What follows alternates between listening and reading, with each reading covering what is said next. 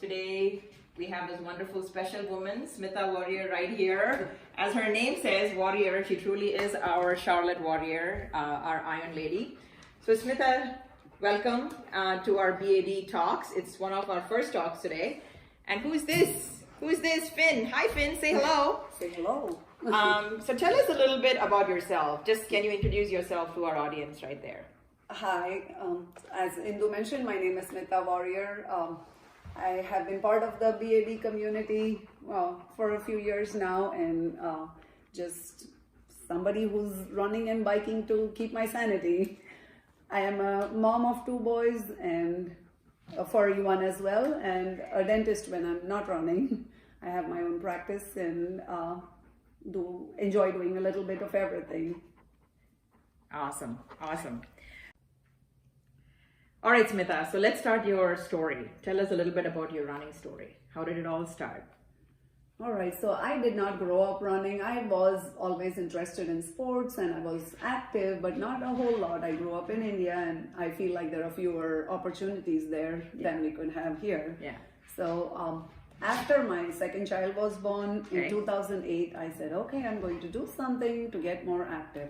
So of course, I decided, let's do a triathlon a year from the day he was born. So yes, go big or go home, right? Wow, that's impressive. So it was one day before his first birthday, and I signed up for a sprint triathlon and saw a flyer at the Y where they had a training program and said, this sounds like a good way to start since I didn't know how to swim. Well, there you go. You know? There is no for in Smita's vocabulary. Well, there's a not yet. That's awesome. Yeah, that's so right. your first try, and which year was this, your first try? That was 2009. 2009. So just about a decade ago, about 10 years ago. That's true. September of 2009. Wow, that's impressive. That's impressive. Oh, now coming back, what is your inspiration? What motivates you, to get out and do all the crazy stuff that you do, when it comes to, of course, fitness. So what is your motivator? Chocolate cake. Ah!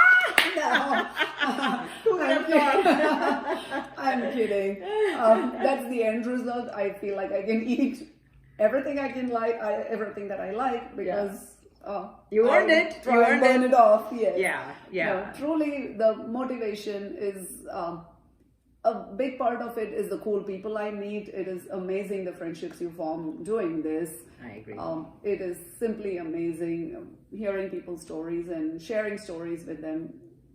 We have all had it happen. We go out on a Greenway run and we have solved all the problems of the world. And then come back to solve some more. Exactly. My inspiration, my mom has always told me, she's not with us anymore, but she has always believed in me and told me to reach for the stars and had complete faith in me always. And I truly believe from a young age there was nothing I couldn't do if I set my mind to it. And she is 100% instrumental in instilling that in me. She came from humble beginnings. She did not have very many opportunities at all. Very, very simple life, but she was very intelligent and very forward thinking for her time and believed the best in me and more than I believed in myself at all times, and it's made who I am today. So I guess your mom is your inspiration, and let's not forget the chocolate cake, everybody. So you always need to treat yourself. So that's a great story right there. Now, would you recommend something to the people in our audience who are just starting out? There are days when you're just sitting there and going, okay, I want to do this, I want to do it. But what is something very simple, something that's very small for somebody who's just thinking of getting out and start leading an active lifestyle? What would that be?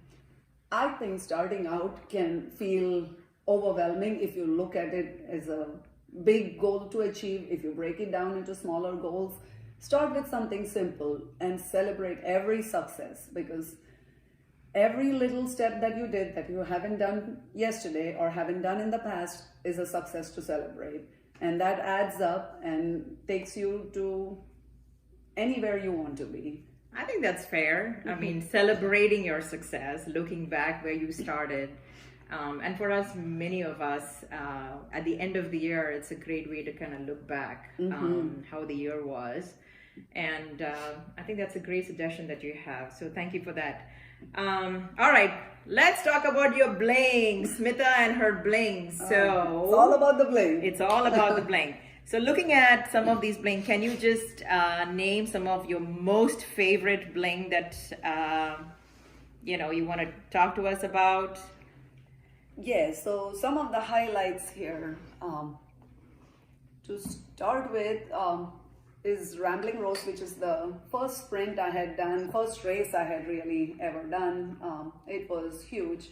I remember, to kind of segue a little bit, That's pretty. when I signed up for the Y training program, the coach said, let's start with a 1 mile warm up. And I burst out laughing. And she said, why? Why are you doing that? And I said, I can't even run 1 mile. I do not consider a mile a warm up. And I mean, now here we are. And she laughed and she said, oh, you'll say something different by the end of the season. And that was true.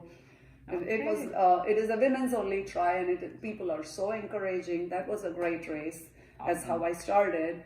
Okay. Ironman is very, very special to me. It is my Check this 70.3. out. That is right. Here's the real Iron Man. And Wow. a second one too. Wow, this Yep. is impressive. Thank you. 70.3. Yes, 2 of them. Wow, look at that. There's 2, folks.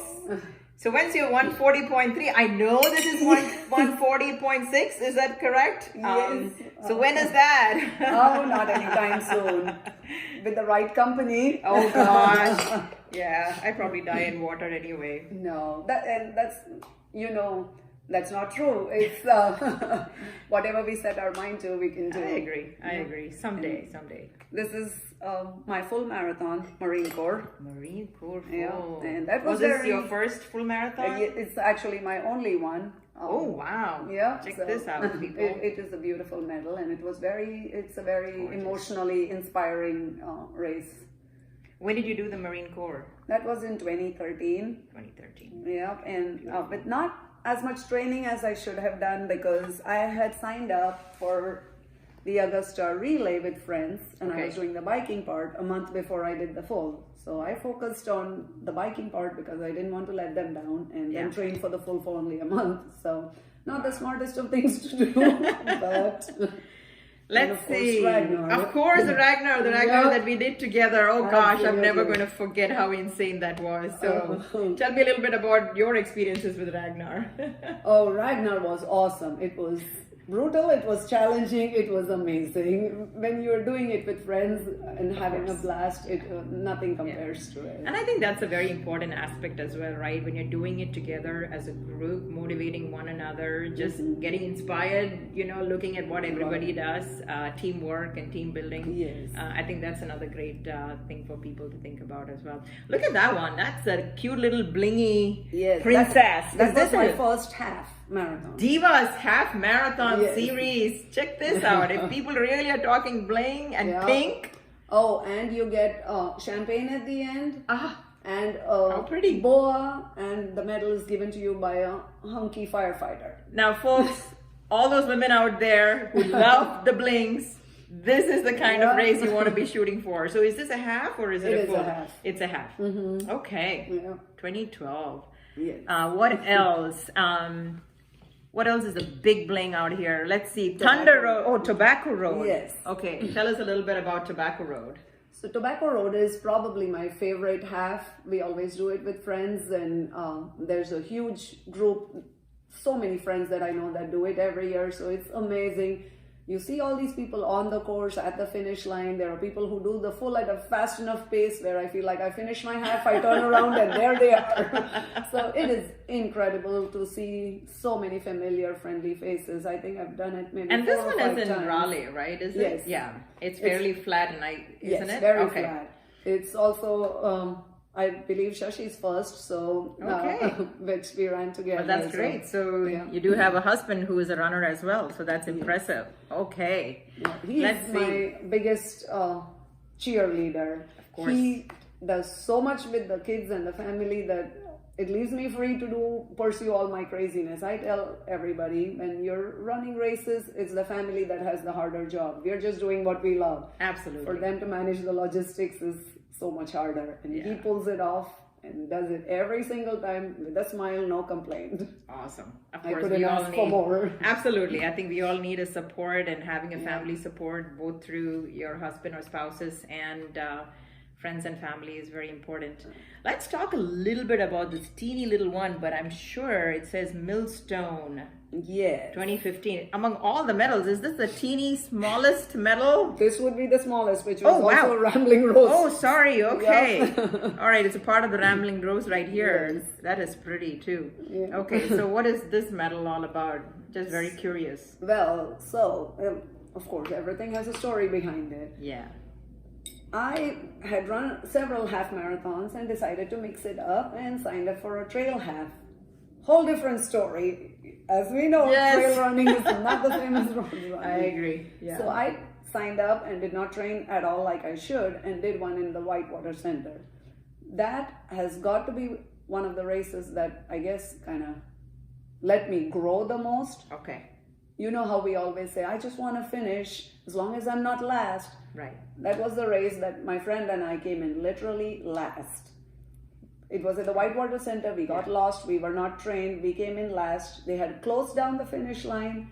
They were out of medals. It was, at that moment, the most difficult thing ever to accept and to deal with. Oh, I know. So, of course, I wanted redemption. Yes. I signed up for my next trail, which was the Millstone half, and had a much better time there, did a lot better, and I went back to the Whitewater Center too the following year. Okay. And did not finish last. Right. And I learned that there is no shame in finishing last. In fact, you should take great pride in it, because you had the grit and the determination to finish when there are not people out there cheering for you, when they've closed down the finish line, when you don't know if there are medals left.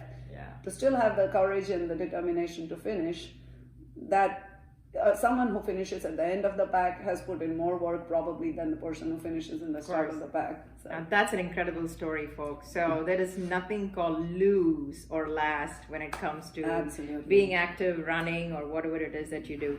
So let's tickle back to the Ironman. Can you tell us about why an Ironman? You know, was this just something you woke up one morning and decided, I'm going to do the Ironman? And just kind of run us through your training program and things like that. So why an Ironman? Like I said, I started with the sprint triathlon with the Rambling Rose, and they are much, much shorter distances than an Ironman, but I enjoyed the experience. Yeah. And I am always looking for something to physically challenge myself. Ah, there you go. That's what it is. What's the next thing for Smita to do? And so I said, why not an Ironman? Again, I don't really know how to swim, so this will teach me how to swim. Not the smartest way to do it, maybe it's kind of backward, but hey, I signed up for it and talked another friend into it, because that's what it's all about. Right. I kind of have a reputation, I don't know if it's a good one or a bad one, where friends of mine will tell complete strangers that I've just met, oh, if you talk to Smita, she'll talk you into doing something that you think was crazy to begin with.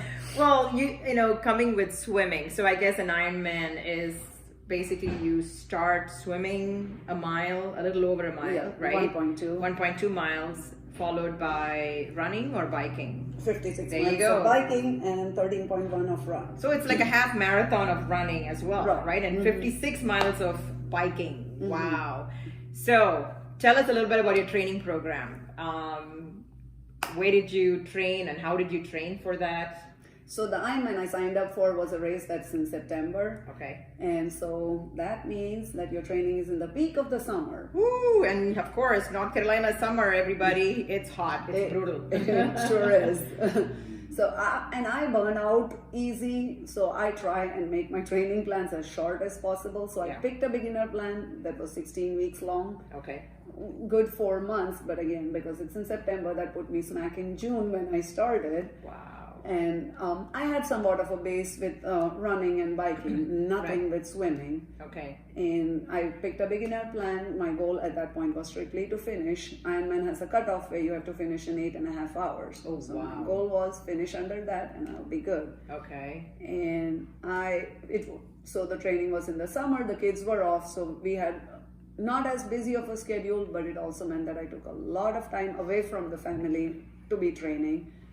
So I would do 2 workouts of each discipline each week. So 2 runs, 2 bikes, 2 swims at the very least. Okay. Sometimes 3 of one discipline. So there would be as many as 9 workouts in a 7-day week. So you double up. And this is after your full day work as being a dentist. You come back and then do you start in the morning or was it mostly in the evenings, or you kind of work? I did both. I would sometimes do a run in the morning or a spin class in the morning. Okay. Go to work and then do the other, either swim in the evening, bike or run in the evening. There were days when I doubled up. People say you should do strength training as well. Yeah. 3 sessions a week. That would have put it at 12, and there's no way I can swing that. Okay, people. If she's saying there is no way, we know that there was a way. I bet she has squeezed in some strength training as well. No, but that's great. What about diet? I'm sure there's a lot to do with not just workout, but also your diet. And of course, we talked about family support, and I'm sure they were incredible. But can you just run through what a typical day would be like when it comes to your eating and things like that? What was something special you did? Honestly, not very different. I am vegetarian. I grew up eating 3 solid meals a day, and I've been vegetarian all my life. And my work, again, I feel like I can stop at kind of predetermined intervals and eat a snack. I don't have the luxury. I might be real busy and not stop until lunchtime. So the whole 3 meals a day still works for me. I don't snack in between. Okay. And so I would wake up at 5:30, go for a swim or a spin class, and come back, eat my regular breakfast. I did try to eat kind of higher protein, but I do not believe in supplements, so I don't take any. So I eat whatever, more hummus or more lentil-based food. Right. And well, I think a lot of people are kind of gravitating more towards the natural forms anyway. And I know the market has got a lot of stuff to offer to people, but like you said, you know, I do the same thing too. So I kind of go more towards eggs and more natural stuff. So during all of these races, is there one race which was, of course, we did talk about something that was very emotional to you when you finished last, but someone who made us emotional, or something that you saw happening during a race that even to this day you would probably remember? You know, there was one thing that just stood out. What would that be? Could you share with us? A couple things actually. The first Ironman I did, I am standing in line there. The first step is the swim, which is definitely my weakest discipline. Yeah. My heart is pounding. I'm in my wetsuit. I'm ready, but so ready to be done with the swim part too, because I'm so anxious. Yeah. And the pros and a certain category of people go right in the start. Okay. That certain category are people who are amputees. There were double amputees. They are walking, as in with both legs missing. They are walking with artificial prosthesis. They get to the water's edge. They take that off and hand it to their support person, and they are off and swimming. And the other person meets them at the other end. It was incredible. It was amazing to see. I mean, if that doesn't tell you, it gives me the goosebumps. Yes, it does me now. Yeah. And if that doesn't make you believe that you can do anything you want, a kind of a funny thing too, which I'm slow at all my disciplines, but I'm happy where I am. When I'm biking, I see these people come from behind, encourage me, and go by. Everyone's encouraging usually, and we always, as we pass or are passed, everyone says, good job, keep it going. And there are people who are biking with one leg and who pass me, and I mean, they're obviously faster than me, and they are in better shape, and if they can do it when they are so-called handicapped or hampered in some way, anybody should be able to believe that they can do it. That's a very touching story indeed. So, well, next time, I guess when we are in a race and we do see people, and I do see people that way as well, truly very inspirational indeed. So I know, Smita, you're also a giver, both through your work and also as part of running works that you had gently touched over, during our conversation. And of course, some of the races like this one here for MS. Can you just tell us a little bit about your giving nature and what else do you do within the community? I think we've been very fortunate. I've been very fortunate and blessed in all that I have and I'm capable of, and try and give back to the community as and when we can. This was, again, interesting story there, but we signed up with a friend to say, okay, let's raise funds for MS. Let's see how far we can go. It was a 150-mile bike ride over 2 days. Okay. Well, we got to 140 and there was a crazy thunderstorm, and to the point where they closed the course and said, we are not going to support you, we are pulling everyone off the course. And they said, if you want to finish, we were 10 miles from the finish line at the beach of North Carolina, Sunset Beach, biked from Charlotte to Sunset Beach. Wow. And they said, if you want to finish, you have to take your bibs off, and that means we are not supporting you. Anything that happens to you, you're liable for. And my friend that I'd biked 140 miles with, she refused to go that last 10 miles because it was raining, there was lightning and thunder. And I said, I am going.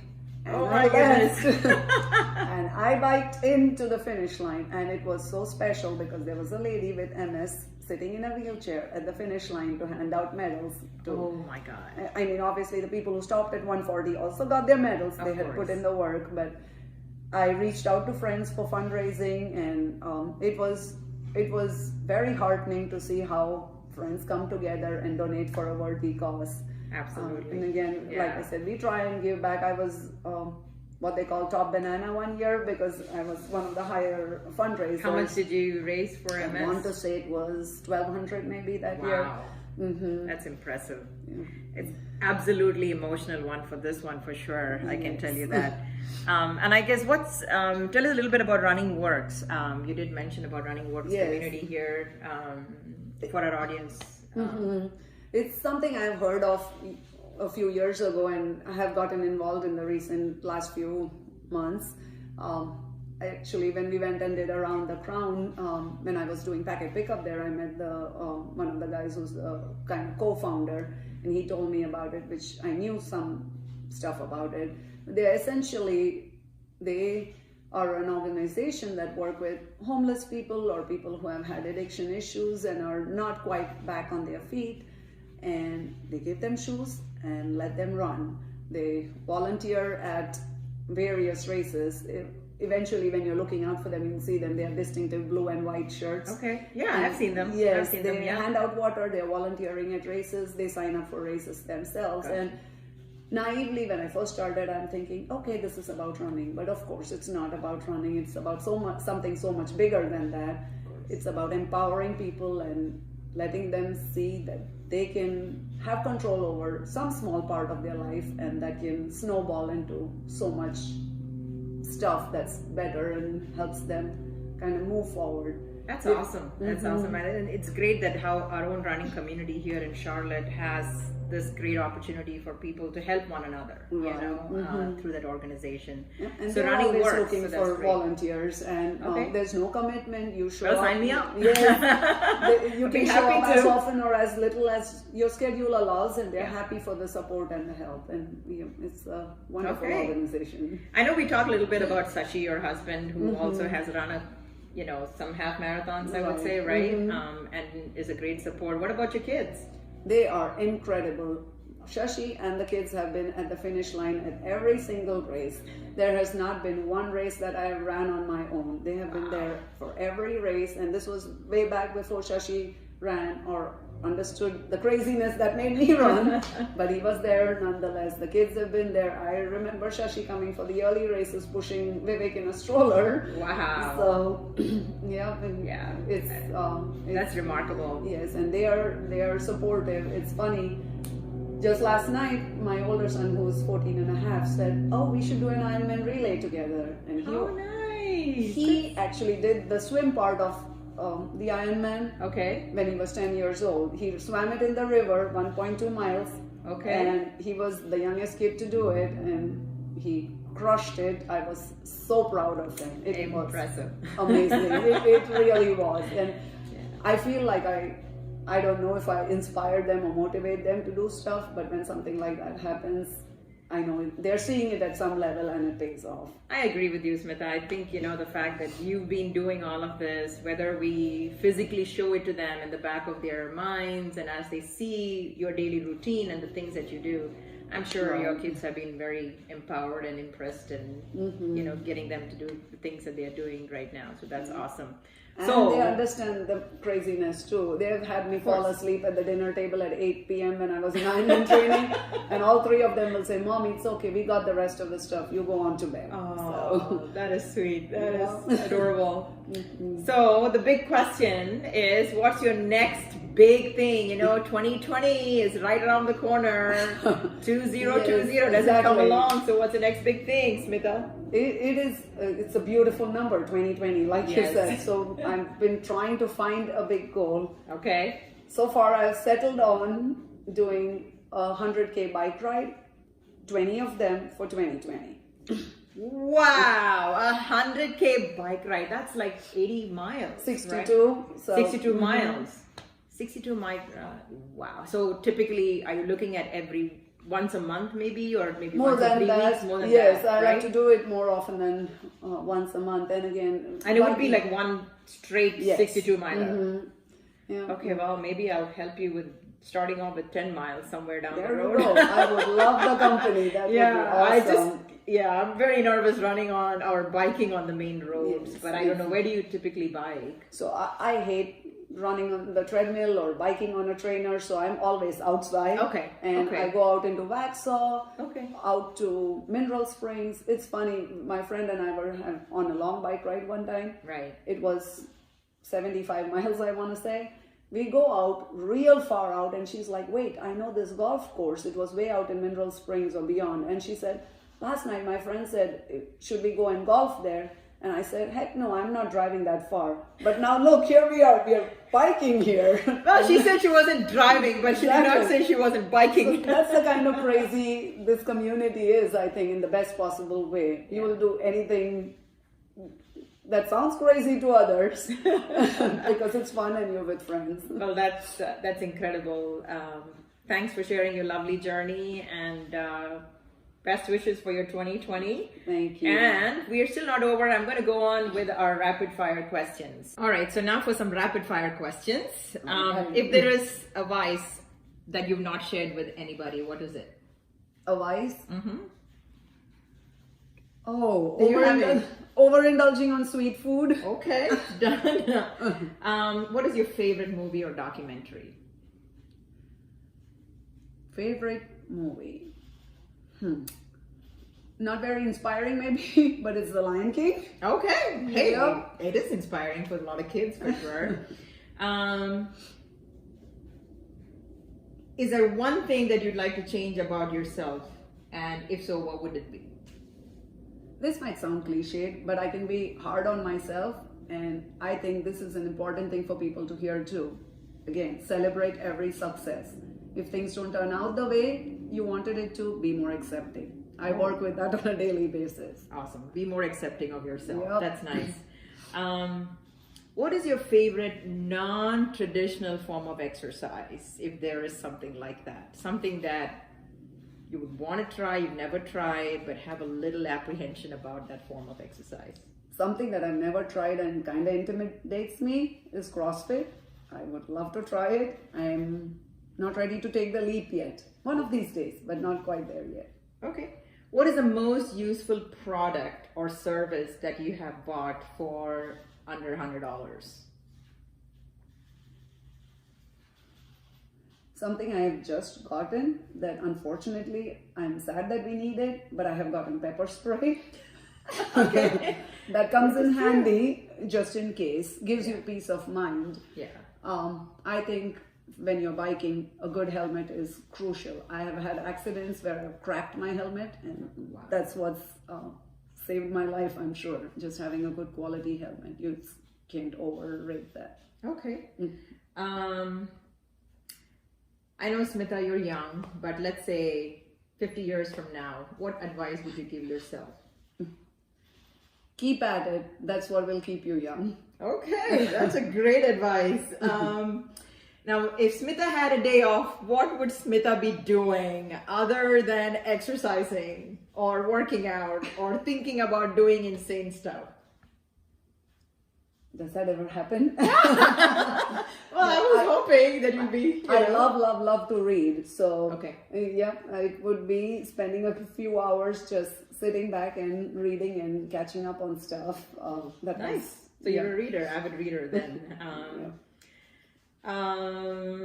What do you have a playlist at all? Do you have a running playlist or a music playlist? So I cannot listen to music at all when I run. I listen exclusively to podcasts. Okay. And there's actually, coincidentally, he happens to be of Indian origin. There's a guy named Shankar Vedantam. Okay. He has a podcast called Hidden Brain. He's a social scientist and he has some very cool stuff on there. Okay, so that's kind of like your, go-to listening, Yes. During your exercise. If there's one thing you would want to do for the rest of your life, Smita, what would it be? In terms of exercising, you mean? Or? Anything. It doesn't have to be exercise. If there's one thing you would want to do for the rest of your life, what would it be? Travel the world and experience new stuff. Okay. Awesome. Well, thank you so much. It was a great pleasure. And I hope our audience out here have got a little bit of inspiration, or if not a whole lot of inspiration, to get up and move. Until next time, thank you, folks. Be bad. Thank you.